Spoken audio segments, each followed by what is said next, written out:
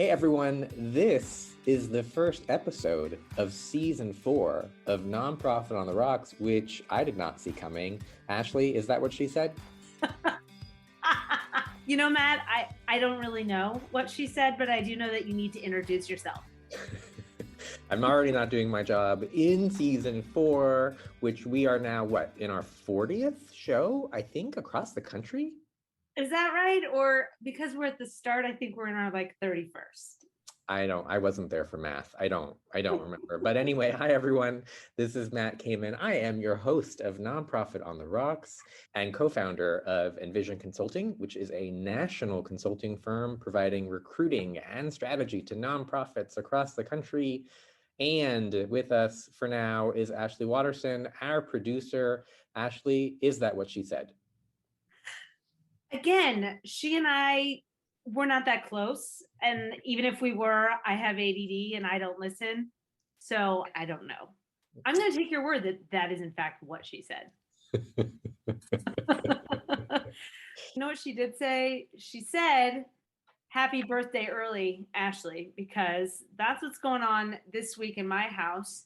It is not only my birthday coming up, but it is my son's birthday as well. We share a birthday.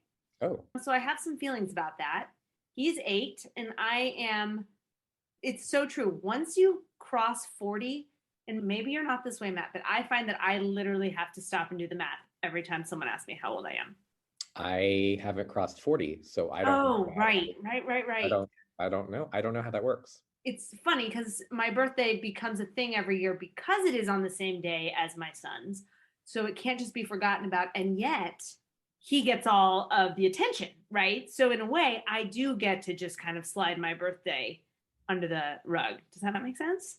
I mean, sure, but I also feel like you need to do some kind of celebration because, kids ruin everything, Ashley. They do. They take away your body. They take away your enjoyment of life. Really, you can no longer travel. You can't really go out. Your house is disgusting and you have no money. Such truth for someone without children. It's very perceptive. You've been in my house since you just commented on how disgusting it is. I can see in the background on Zoom. It's like a final nail in the coffin that he also took away your birthday. And I don't like that. And so here's what we're going to do. We of Nonprofit on the Rocks are going to celebrate you, Ashley. And today's episode with Jasmin is dedicated to you, my friend. And to your, what are you, 53, 54? How old?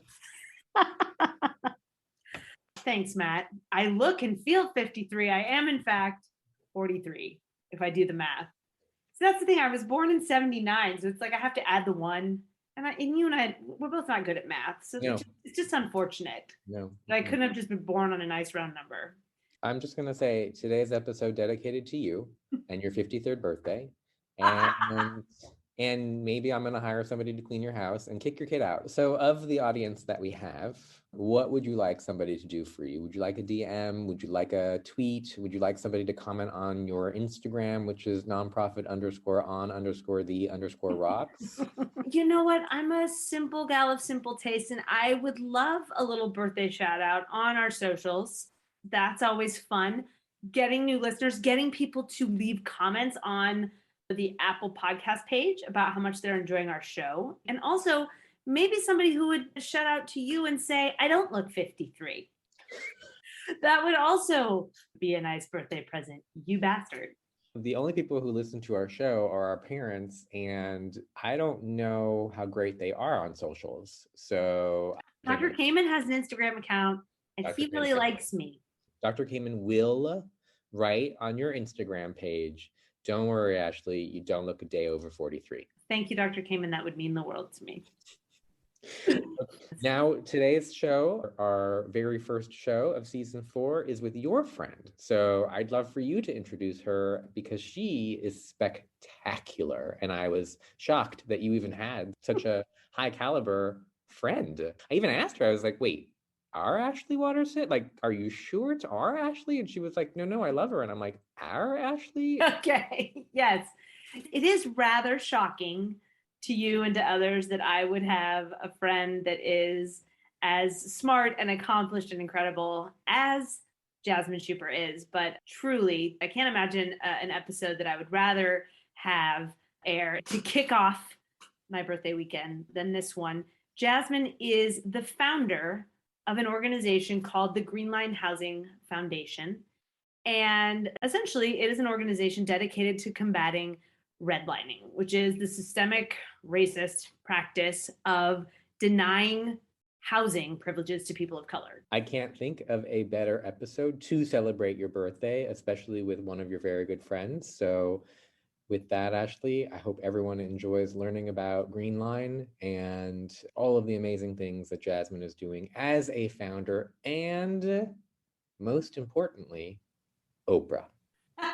Yes, we are definitely hoping that Oprah listens to this episode and gives to this very deserving organization. And by the way, I'm going to say Oprah as many times as I can so that Ashley could hashtag Oprah and hopefully invite Oprah. And finally, she's going to listen to this podcast and we are going to take off on Ashley's birthday. So happy birthday, Ashley. And I hope you guys enjoy Jasmin Shupper. A quick disclaimer for our listeners. As we all know, Matt is a little bit technologically let's just call it incompetent. And as a result, the sound quality on this episode from Matt, despite our best efforts to fix it, is not great. But hopefully you'll forgive us, and we promise we'll do better next episode. At least Jasmin sounds perfect, and that's really what matters. Enjoy the episode.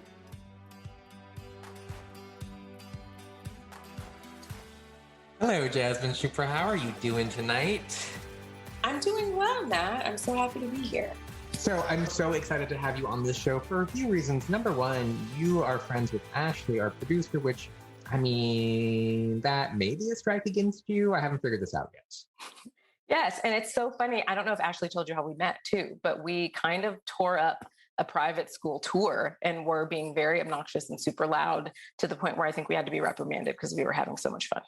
Yeah, that sounds like Ashley. She's probably right now editing this on like her third bottle of wine. So that sounds like Ashley to me. And then the other reason why I'm so excited is because you're a founder. And I don't get that many founders on this show. So it makes me really happy always to interview a founder in this space, because there are a lot of people, well, there's a few people who listen to us who do want to start nonprofits. So I'm excited to have you. But before we start, my friend, what are you drinking tonight? I love how you jump to the important stuff. I have a nice chilled Riesling. I'm a white wine drinker and I kind of like them sweet. So that's what I'm drinking. That's how I like my husband. So I'm drinking some brown liquor. So cheers to you. Cheers. Every once in a while he's sweet, but so far he's gotten a new promotion. He's really not that sweet. So there you have the dish on Philip, who sometimes listens to my show. I want to talk a little bit about your nonprofit and why I was so excited about it. But before we do, I'd like to understand from you why in the world you were like, I think today I'm going to start my own nonprofit. I'm just going to not make any money and go through having to find board members and donors and all this stuff. I have no idea how to incorporate and just go for it. What made you say, yeah, this is my lot in life, I'm going to start a nonprofit? I think it maybe more found me than I found it. And it's kind of a beautiful convergence of a number of things that I didn't realize at the time would converge to become this nonprofit that I started. When I was younger, I loved real estate. I would go to open houses for fun, just ride my bike in the neighborhood to an open house for no reason. So I always loved, the idea of homeownership and what homeownership affords and the possibilities for decoration and all of the things. And then I went to college, I studied business, and a part of that was finance. And then really kind of got to learn how important homeownership and property ownership is and just wealth building in general. And then fast forward, had kids, took a little bit of time off work, and then went back to work at my church, which is a large church. It's a multi-ethnic, intergenerational church.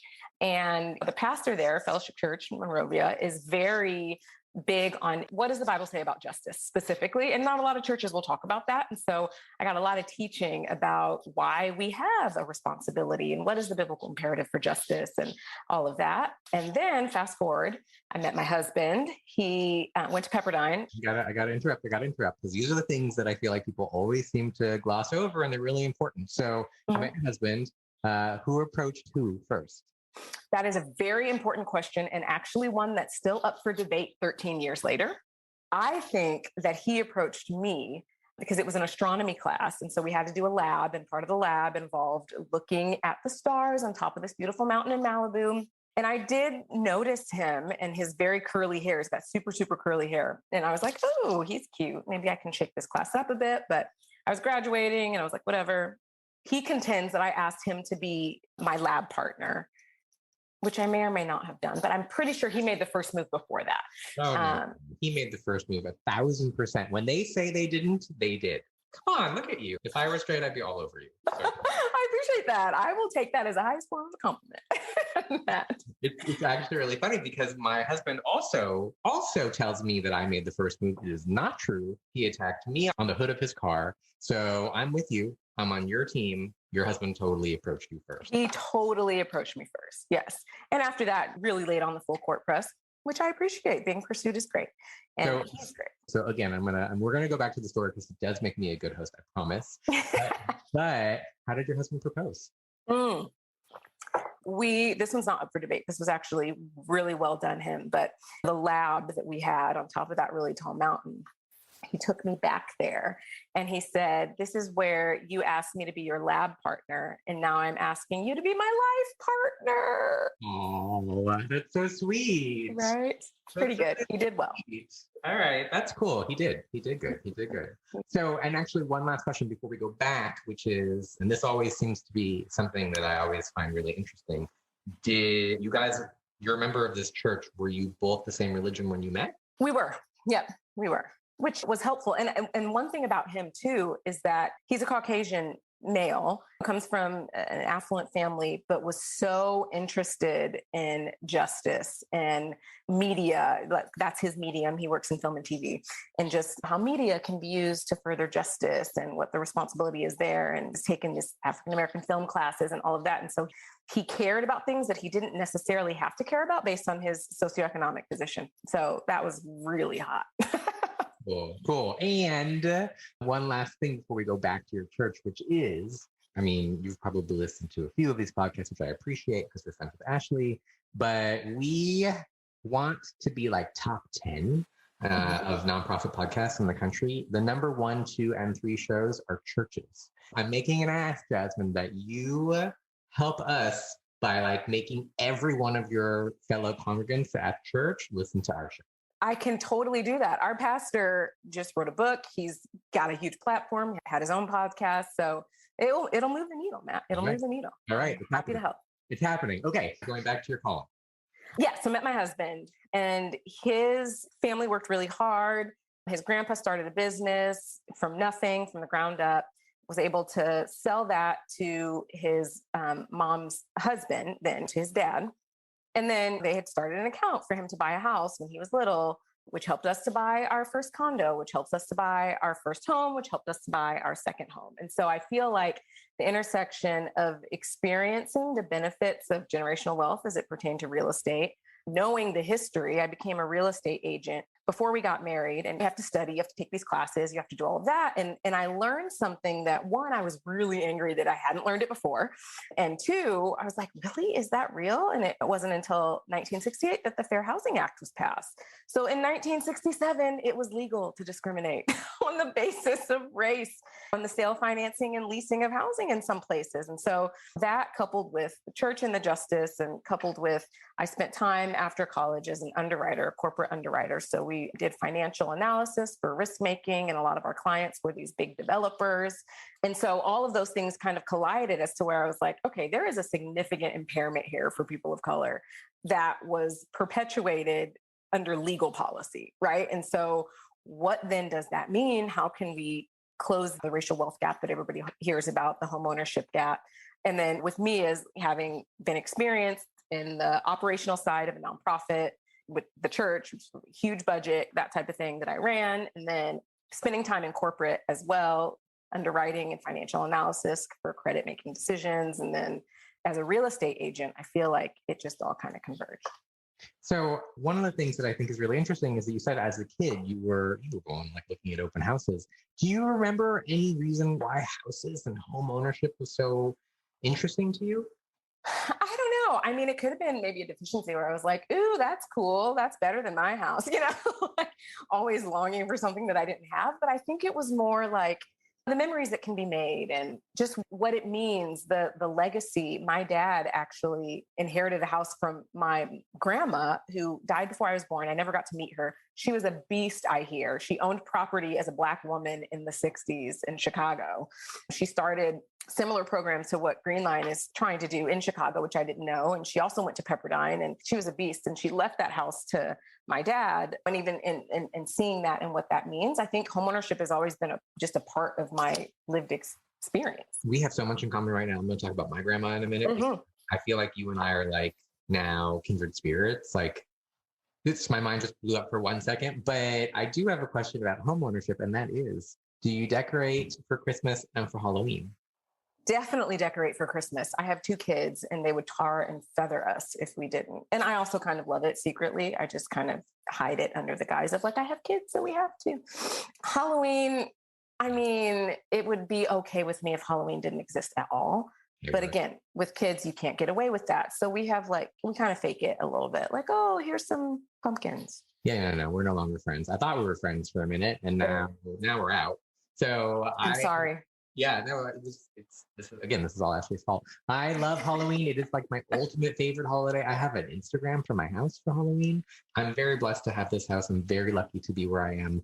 And anything I could do for the neighborhood makes me happy. And I don't have children, so we go crazy for Halloween. You'll have to come by. You have to bring your kids. This is like a very cool area for trick-or-treating. So we'll have to make that happen. And I appreciate that because I am happy to experience the fullness of everyone else's Halloween enthusiasm. I'm very happy to do that. I just don't have a lot of it myself. You got it. We'll do that here. Okay. So what you said about your grandma, which was really cool. And my grandmother grew up in Baltimore. She grew up with polio. She moved to LA. And as a woman in the 30s in LA with a disability, was able to also start a real estate empire here in LA. So she had a booth on the Santa Monica Pier, and she said she collected her pennies, her nickels, and her dimes. And as she did that, she started investing. And from there, she became like an actual real property owner around the city.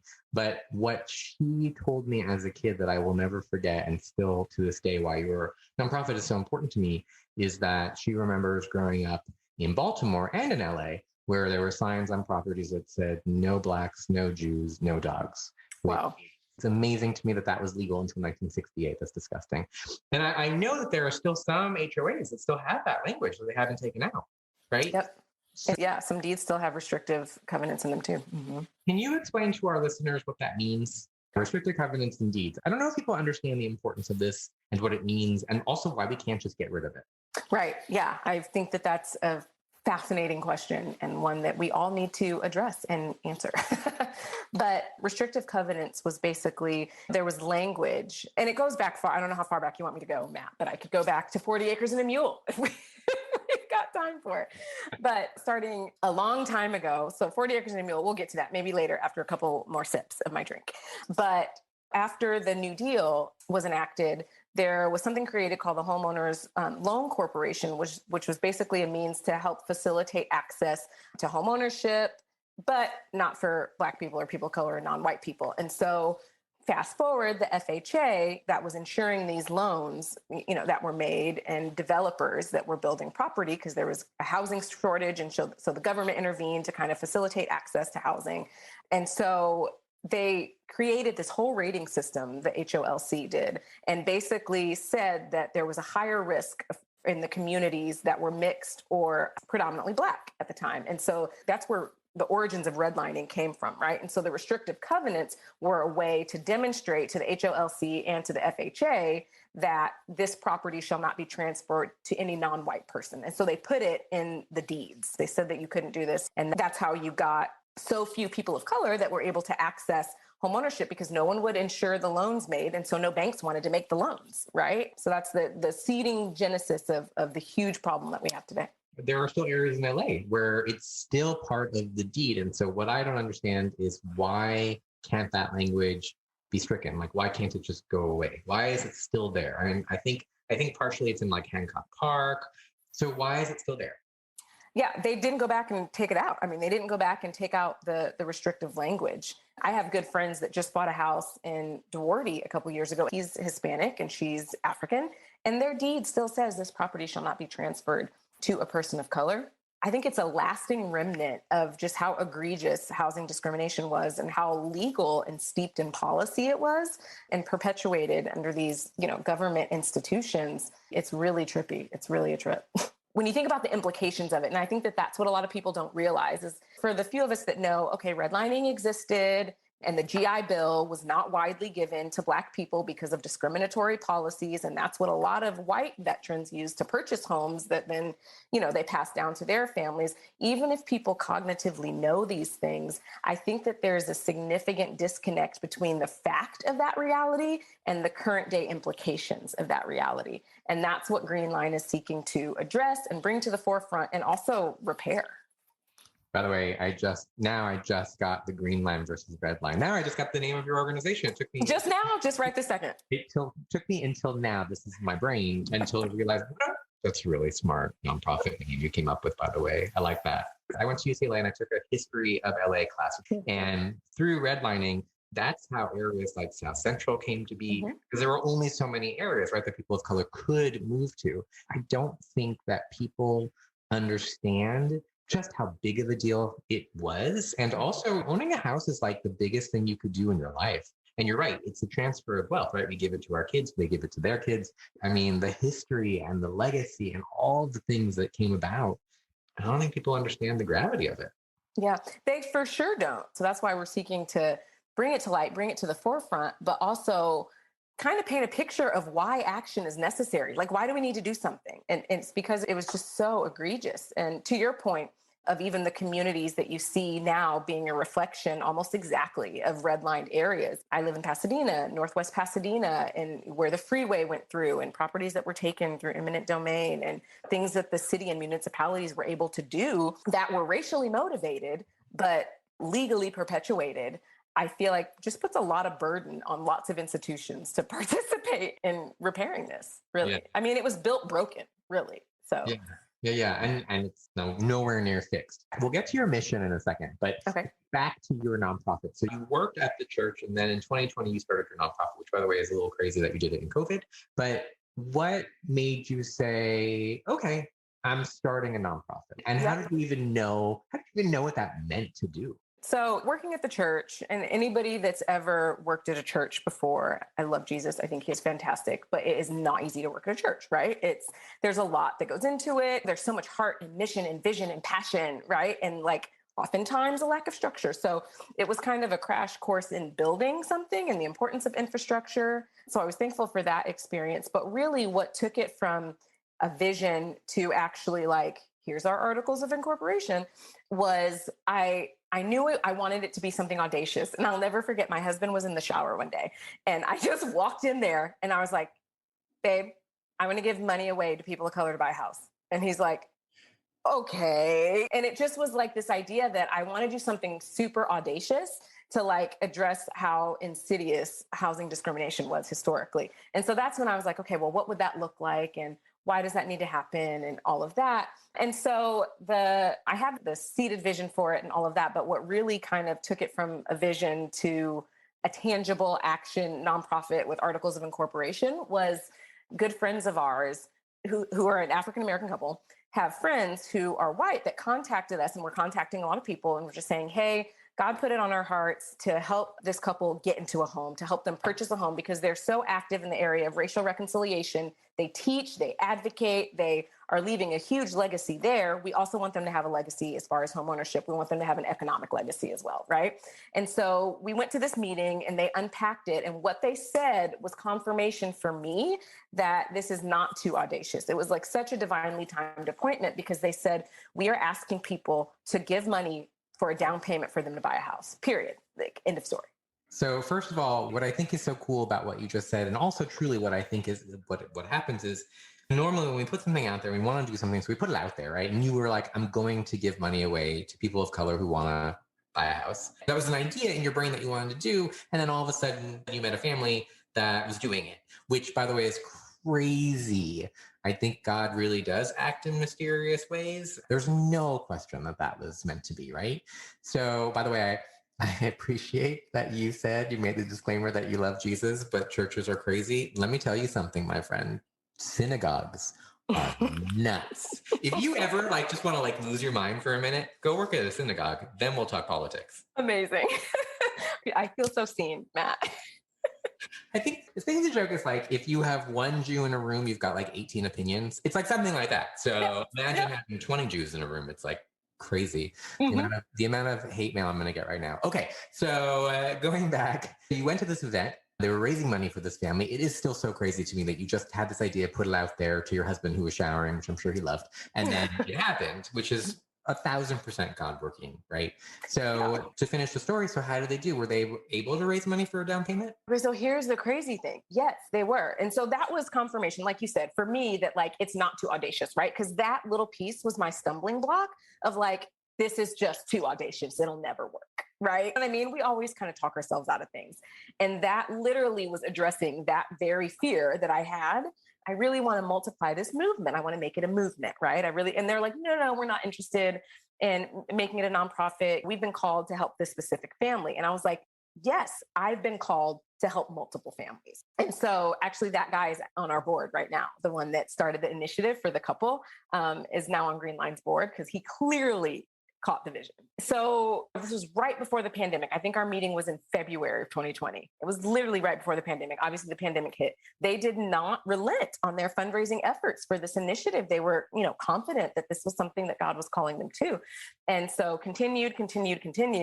And they raised $300,000. This couple bought a house in Pasadena right before significant market appreciation and now literally have an economic legacy to go along with the racial legacy that they're leaving in terms of education. It's just beautiful. It's mind-blowing. I'm like, how do we multiply that? Wow. So the $300,000 that was raised, did it go was it a tax donation or they just No, that was the crazy thing because Greenline wasn't fully incorporated yet. So the majority of people just gave it. They gave it in faith. They gave it because they believed so deeply in the vision. And while a tax deduction would have obviously been a bonus, right? They gave it because they wanted to give it and not because they stood to gain anything. So I have a question for you in terms of faith. Do you think that if you were not a member of your church, that Greenlight would be happening right now? Yeah, I mean, that's a great question, Matt. I have to say, I don't. And here's why. It's because the pastor of our church was a longtime friend. He married my husband and I, and we were good friends with him before he even started the church. And when he told us he was starting a church, we were like, yes, this vision needs to come to bear because in heaven, it says every tongue and every tribe. It doesn't say all white people or all Asian people or all Black people, right? So he really had this vision for a multi-ethnic church. And I think what I learned from sitting under that teaching for so long is that it's not an optional thing. Like seeking and pursuing justice is not an optional thing. We all have a responsibility as people of faith and imperative to do something. So yeah, I would say not completely. I think that, like I said, all of my experiences and everything converged, I think in a really beautiful way that resulted in Greenline. But I think that teaching was a really big part of it for me. Wow, I have goosebumps. That's like so cool that all happened. I mean, I'm sure we have people who listen to this show who don't necessarily believe, but Sure. I don't necessarily think coincidences just happen, especially something like that. Like that was, you were meant to be to start this, right? It was meant to be to meet that family. It was meant to be that they got that house. That's so cool. Okay, so you did that. And then again, you had never started a nonprofit before. You really hadn't worked at a nonprofit. I mean, yes, the church is a nonprofit, but it really isn't.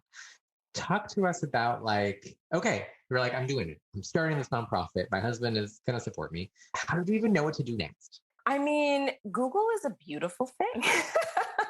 I think part of it too was that the fuel behind it was actually moving faster than the actual organization was. And so I think that was really helpful for me is that we had people that were like, let us know when you've got your tax exemption because we want to give you money. That's a surefire way to ignite a fire. And that's very motivating. You want to give me money? Great. Let me do what I need to do to receive your money. I think that was a big part of it, to go through the work and do it and figure out what was needed. With a nonprofit, there are obviously operational and foundational elements, which I kind of knew from working in the church, but there's also how do you fundraise? How do you cast a vision? How do you invite people to participate? How do you make them see that it's important? And so that's kind of been like building the plane as you fly it for me, because that's a whole nother component that needs to be learned in addition to okay, you need this paperwork, you need to register with this governmental entity, you need to do all of that, right? And so I think it's just been, again, the impetus of having money waiting has forced a very quick learning curve. But I think part of it is too, I don't fully know completely yet, but I do know that we've given away over $300,000 worth of grants in our very short time. And we've had one full operational year.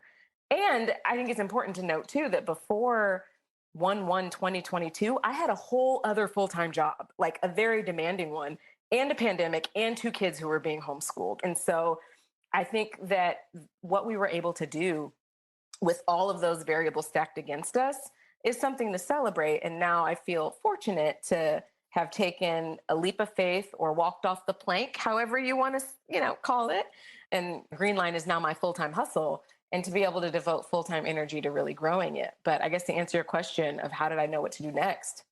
I don't know that I completely know what to do next, to be honest. I think all of us have learned in the nonprofit space, you got to fake it till you make it. Mm-hmm. And nobody has all the answers, although I think I do as a consultant, but I don't know anything. You know lots. I mean, depends on the day and how much I've been drinking. So Google does help, but I want to just let everybody know, truly, honestly, you don't just start a nonprofit and then it's successful. Like, it doesn't happen that way. Exactly. And there's so much paperwork and so much work, and you have to find people who can make donations, which you did. Like, at some point you have to make money. You actually, right. It's a job. And I don't think what people realize is that when you do start a nonprofit, you're putting up your own money. Like, you can't just start a nonprofit. It isn't free. Paperwork costs money, incorporation costs money. You got to get board members. Like, yep. It isn't free.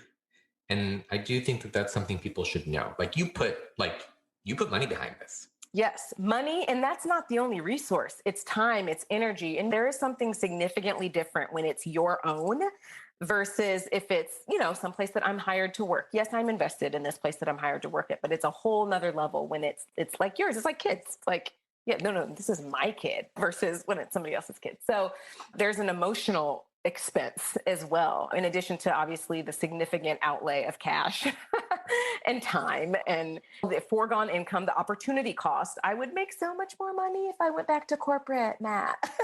So much. I know. Believe me, I know. So just again, so people know, it's many thousands of dollars to incorporate. It is not just like you go on LegalZoom. It's a lot of work. And so just for that alone, honestly, Jasmin, like, I hope that you celebrate every once in a while. I hope that you go have dinner on a Friday night with your family and you're like, hey kids, your mom's a badass. And let me tell you why your mom's a badass. Do you know what I mean? And the other thing is that you really could have made this a for-profit. It could have been a for-profit. You could have made money. People could have made money off of it, but you turned it into a nonprofit. And that, I also think, speaks to you as a person. Like, that's a big deal. So I'm just calling you out, telling you you're pretty amazing. And I'm sorry that I have to give Ashley credit, but I have to give Ashley credit. Like, that's impressive.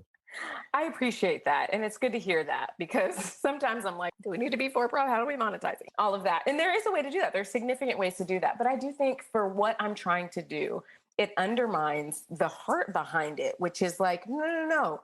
Let's just participate in repairing this. Let's just give to participate in this repair. Like, crowd-funded reparations is what I'm calling it. Like, that's really what I'm trying to do. Crowd-funded reparations. Okay. So moving on to Greenline. So you started it, you incorporated it, you made $300,000. Please tell us, in a nutshell, what is the mission of your nonprofit? Yeah, it's a great question. My little elevator pitch that obviously you have to practice a lot as a nonprofit founder.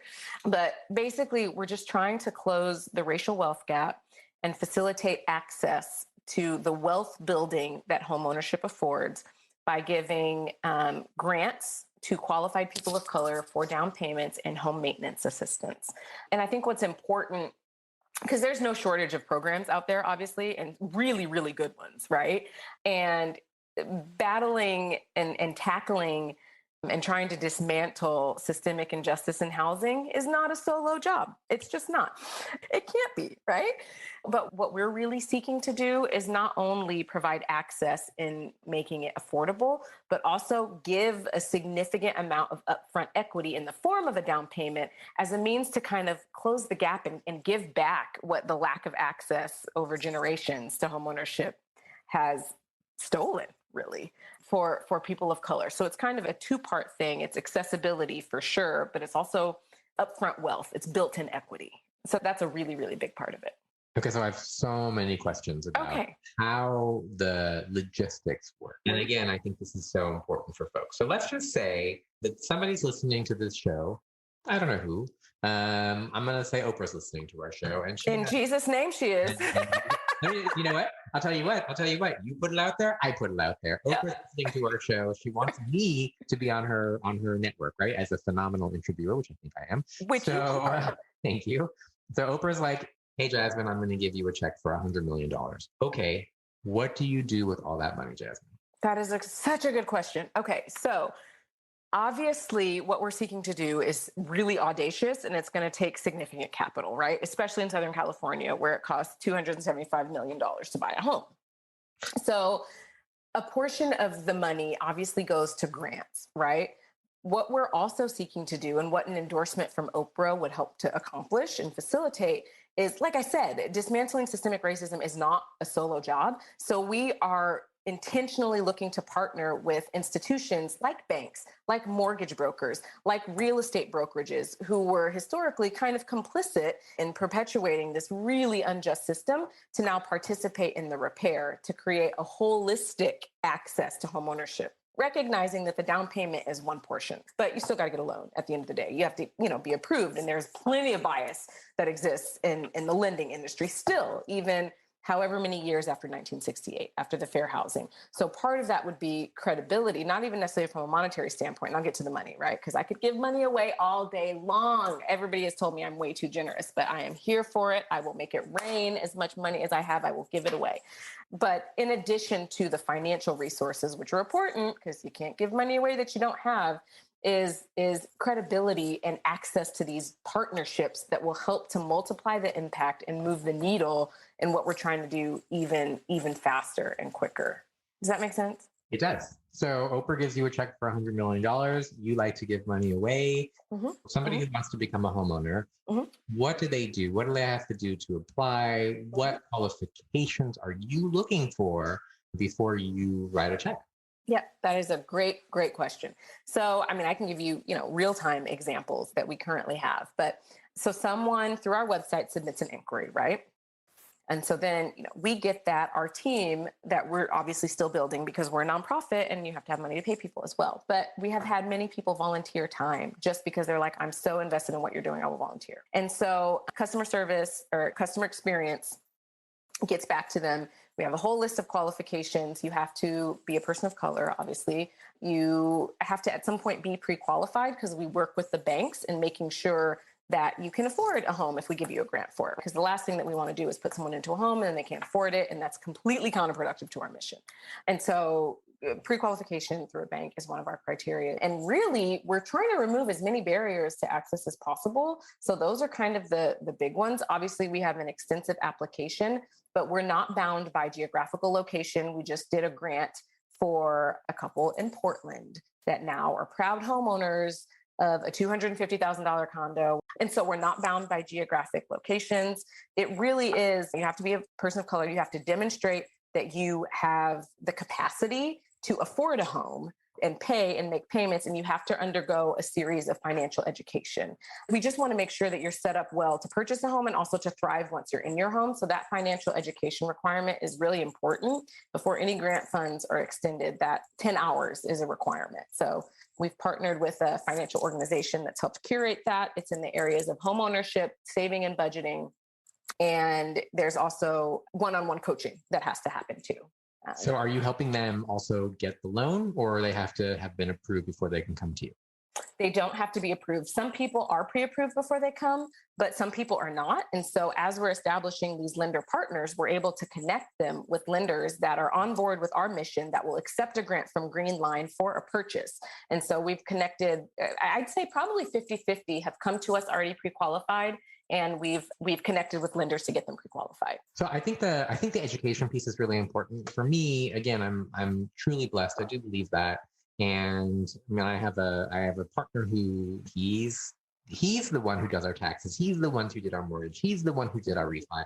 So I really, if it were just me, there's no way. I mean, I would need the help. And so it's one thing to have the means or not to have the means. It's another thing to even know what you're signing. And then also how to do it. I mean, I'm glad that you brought that up because we really are not trying to be, okay, here's your money, bye, have a nice life. Like, we actually retain financial professionals that check in with all of our grant recipients on regular intervals. How are you doing? How are things going? Do you have any issues or struggles or what?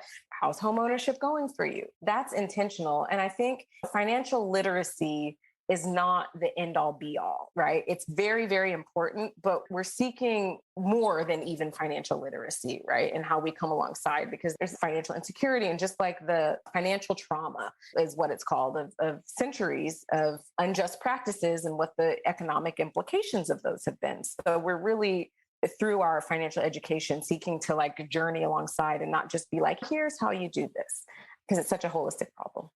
I'm putting my consultant hat on for a minute, and you probably will tell me no, but I have a fundraising idea for you. Oh, please give me all the ideas. I think that everybody that you give money to needs to be invested.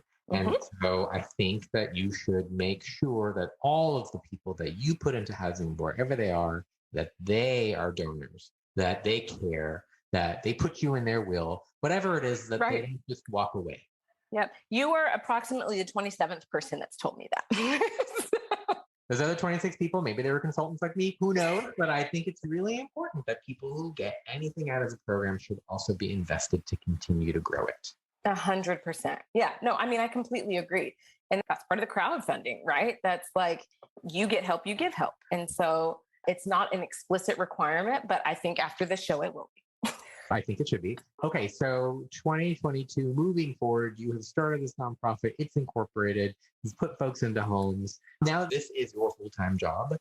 First of all, what's really important for me to ask you, are you paying yourself yet? Are you actually making a salary? A very meager one. And that's only at the behest of my board that was like, you have to start paying yourself and you have to show us proof at the next board meeting that you have been paid. Thank you. I'm thrilled for your board to do that. Just because you found it, just because it's a nonprofit, you still need to make money. And it's also illegal for you not to make money. So I'm glad that they are actually making you take some kind of a salary. So that's great. Thank you. And the second piece is, so like, what's on the agenda for this year? What is it that you want to get accomplished? Believe it or not, we just barely got our federal tax determination letter. Like the IRS was so backlogged, it was almost laughable. And I actually had words with poor sweet Joan. I feel sad for Joan. Joan was fantastic. It was not her fault. She was assigned to be my rep, but we did our taxes for 2020. Greenline did our taxes and filed an extension, which was approved before the extension date. But here they come sending me this bill for $2,000 for late payment of taxes. And I was like, no, I got the extension in. And I was like, also, you guys are very quick to give me this bill to pay you, but significantly less quick to approve my 501c3 so that I can raise the money to pay you. So she got an earful, bless her heart. They reversed the charge because I guess once they got enough manpower to go through the stack of backlogged mail, they saw the extension and they reversed everything. And so we're good. But I say all that to say, we just barely got our 501c3. So now we can aggressively fundraise. And by that, I mean applying for grants, getting money that's out there, employer match programs, and really on the docket for 2022 is fundraise, and infrastructure. Like those are the very big buckets that we have right now. If somebody were to want to be on your board, what are you looking for board members? Clearly that they have caught the vision, right? So the example that I mentioned about the couple that fundraise single-handedly $300,000 for their friends to purchase a home that are now proud homeowners, they caught the vision, they get it, they know it, right? We're looking for people that are somewhat versed in the real estate world. And that's kind of a void that we have right now because of the intersection of disciplines that Greenline does. It's important to have lots of different types of representation. And someone that's versed in the real estate arena is someone that we're looking for to weigh in from that standpoint. We also look to partner with churches under this mission of, hey, do you really believe what you're preaching? Let's put it into action. Like, how are you making a significant impact in the area of justice from the pulpit or with your resources? And churches are such cultural hubs historically. I mean, 40 Acres and a Mule, a lot of people don't know this. That initiative was started by Baptist ministers. Martin Luther King Jr., obviously a Baptist minister. Like the church is the cultural pillar and one that I think needs to participate in this work and has influence to participate in this work. I just, as a Jew, I do want to call out that you should also include synagogues in this. Mm-hmm. Since, don't forget, the Jews were not allowed to buy property for a long time also. So. Yes. No, but honestly, I mean, those are the religious institutions, let's say. Maybe let's not call them churches. Religious institutions. Everybody needs to participate. And there's so much influence there to participate in these justice issues. By the way, every single church that is going to be a donor of you guys is going to listen to this podcast. If it kills me, we're going to be top 10, Jasmin. We're going to be top 10. You're going to be top 10. Oh, I'm going to take everybody down. Everybody down. And then we're putting it out there yet one more time, Oprah. Okay, we're putting it out there. Oprah. And I'm just going to tell you one thing. So we have a guy whom I adore who is the founder of a nonprofit in Africa. And Oprah actually is a donor to his nonprofit, right? He put it out there and she actually is a donor. So we're going to put it out there again that on this podcast, on this show, she's going to become a donor of yours and she's going to get me a permanent job so that I could just do this for a living, which would be a lot of fun. Although she may not let me swear, which would be a problem. I'm sure Oprah swears, Matt. I am certain of it. Yes. Yes. Okay. 100%. She's too real not to swear. She for sure swears. She may not like that you said that, but okay. I'm in.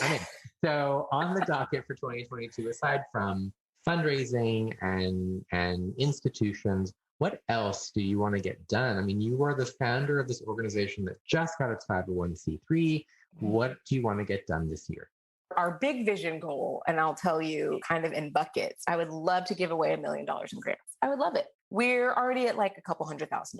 So maybe it's not that far off. I would love to give away $1 million so that we could say we gave away $1 million to redress segregation, to close the racial wealth gap, and to facilitate access to meaningful wealth building. Listen, I think $1 million is a phenomenal goal. I want to see you raise more because when Oprah writes you a check.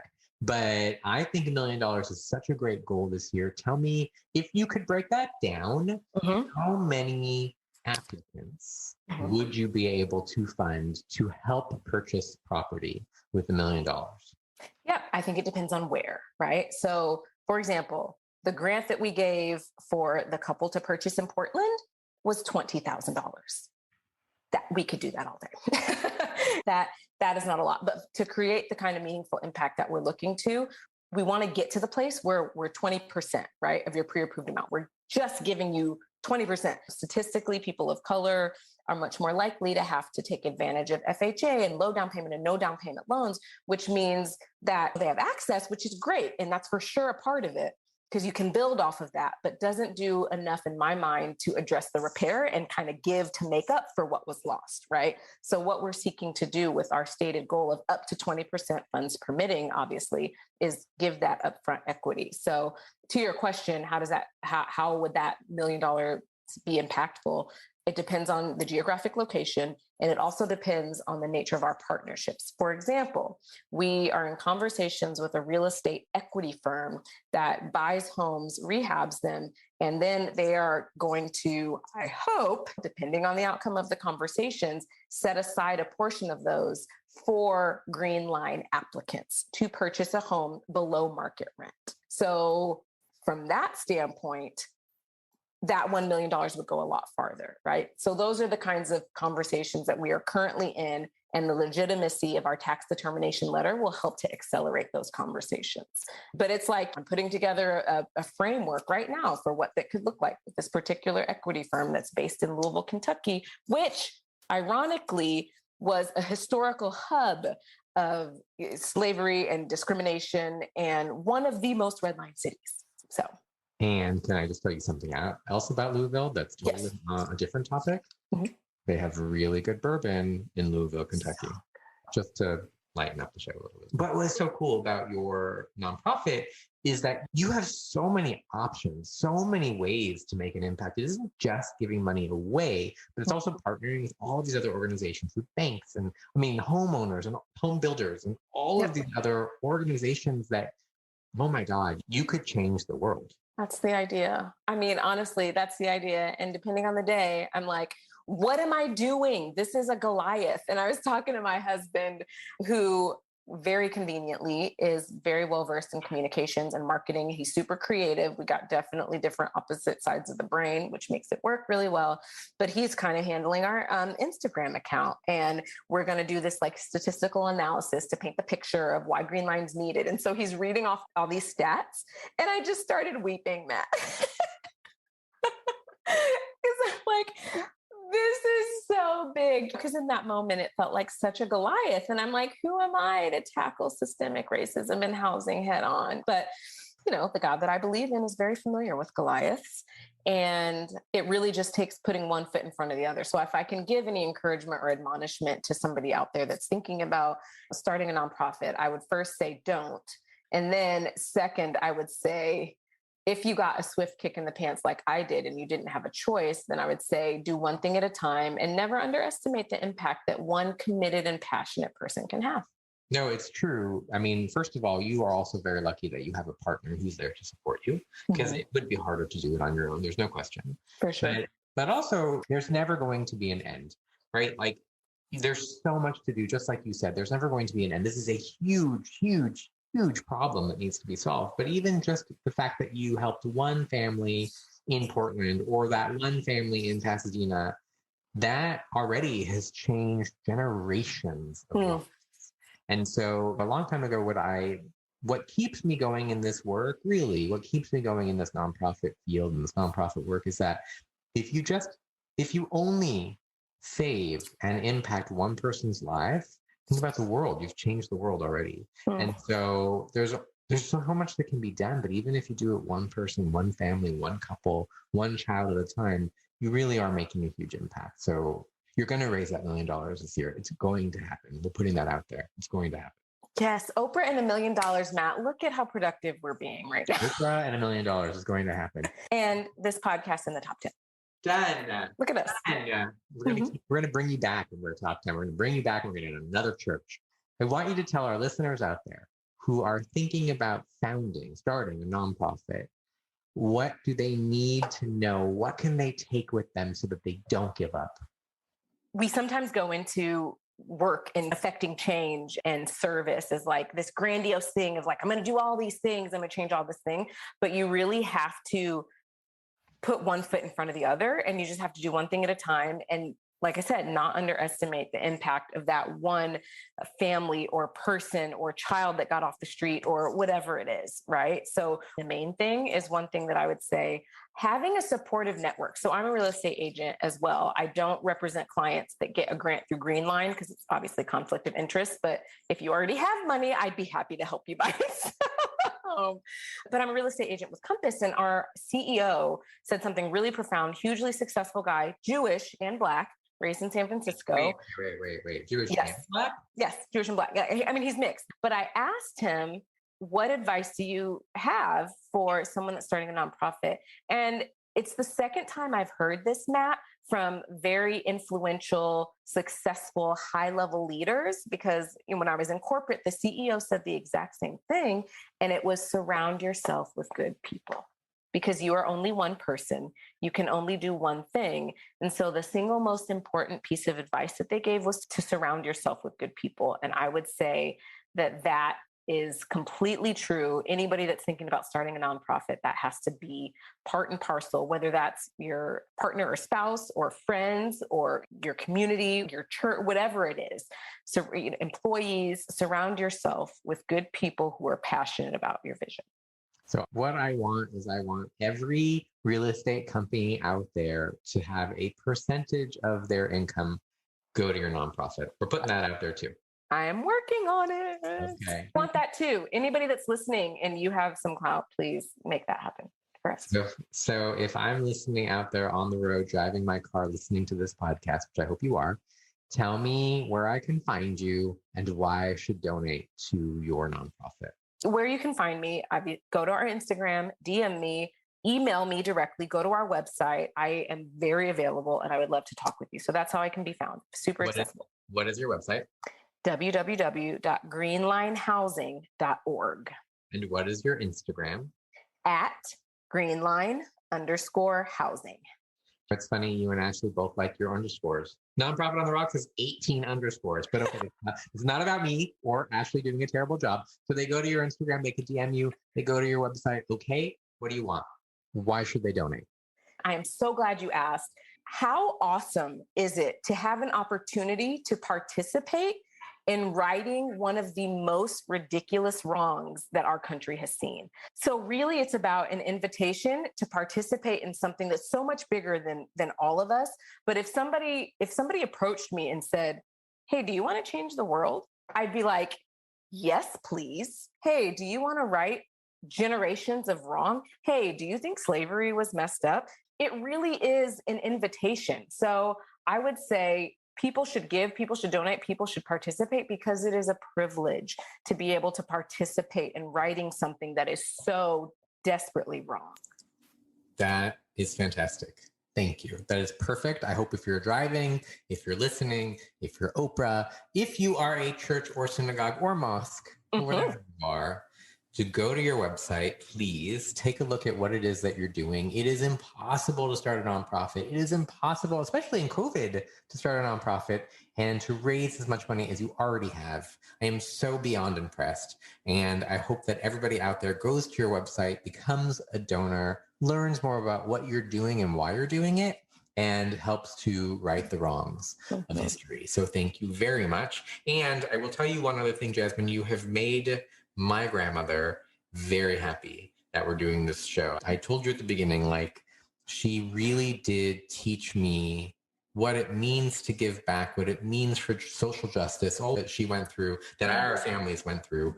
She really taught me why it matters. So I am beyond thankful for you and for all that you're doing.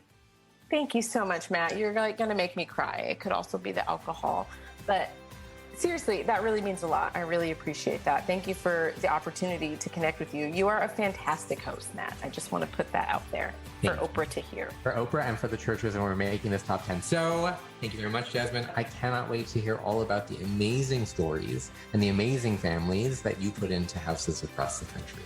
Thank you very much. Thanks. Hey, Ashley. Hey, Matt. So what'd you think of your birthday episode with your friend Jasmine? I mean, if I had a party popper, I would blow that right now, because that truly was just an incredible episode from start to finish.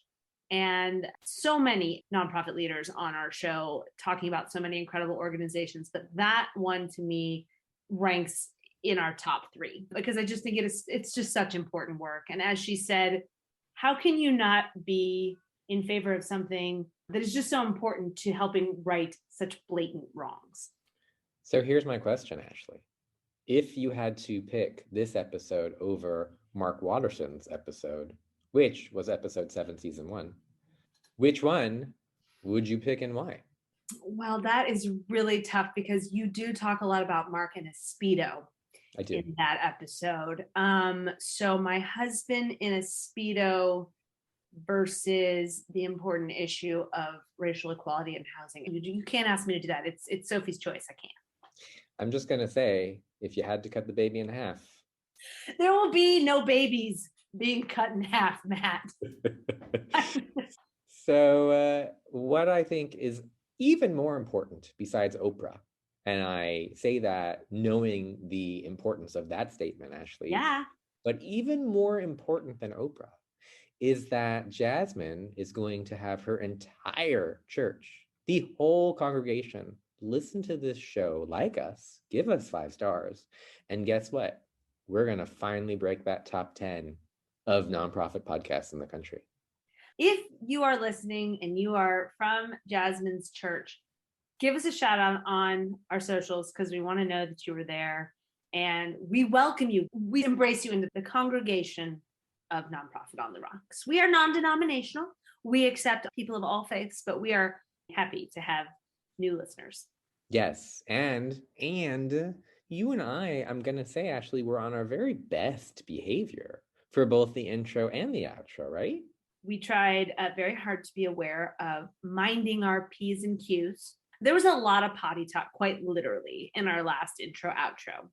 And we refrained from that. We kept it clean today, and I'm very proud of us. That's right. That's right. And if you do listen to the last episode, you'll see what I'm talking about. All right, Ashley, we are going to break that top 10. Oprah's going to be a listener. Jasmine's going to make hundreds and hundreds of millions of dollars for her nonprofit. You are going to kick your son out of the house this weekend so you can celebrate. And I'm going to do nothing for your birthday. And what else we got? As always, you can find us on all the social media platforms. Please subscribe and like us. And you can also find us on YouTube. We look forward to having all of our new listeners join us for the continuation of season 4. Thanks so much.